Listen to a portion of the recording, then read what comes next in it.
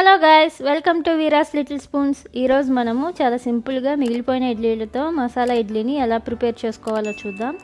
దానికోసం నేను ఇక్కడ మిగిలిపోయిన ఇడ్లీలను ఒక 4 పీసెస్గా కట్ చేసి తీసుకుంటున్నాను. ఇలా 4 పీసెస్గా కట్ చేసుకున్న తర్వాత వీటిని పక్కన పెట్టుకుని స్టవ్ వెలిగించుకొని కడాయి పెట్టుకుందాం. కడాయి కొంచెం హీట్ అయ్యాక 1 స్పూన్ వరకు గీని యాడ్ చేసుకొని కరిగించుకోవాలి. ఇప్పుడు తాలింపు గింజలు యాడ్ చేసుకొని 1 నిమిషం వేపుకోవాలి. ఇలా వేపుకున్న తర్వాత పచ్చిమిర్చి, కరివేపాకు వేసుకొని వేపుకోవాలి. ఇవి కాస్త వేగాక కట్ చేసిన ఇడ్లీలను యాడ్ చేసుకుందాం. ఇవి వేగిపోయాయి. ఇప్పుడు ఇందులోకి కట్ చేసిన ఇడ్లీలను యాడ్ చేసుకొని ఒక 4 మినిట్స్ వరకు మిక్స్ చేసుకోవాలి. ఇలా మంటని లో ఫ్లేమ్లోనే ఉంచుకొని ఒక 4 నిమిషాల వరకు కలుపుకుంటూ ఉండాలి.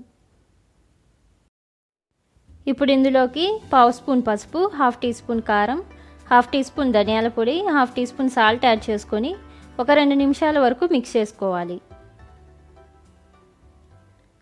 ఇలా 2 నిమిషాల వరకు మిక్స్ చేసుకున్న తర్వాత చివరగా కట్ చేసిన కొత్తిమీరని యాడ్ చేసుకుంటే మన మసాలా ఇడ్లీ రెడీ అయిపోతుంది.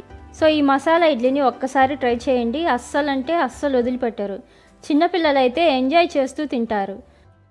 సో మీకు ఈ రెసిపీ నచ్చినట్లయితే మీరు కూడా ట్రై చేసి లైక్ చేయండి, షేర్ చేయండి and subscribe our channel. Thank you for watching.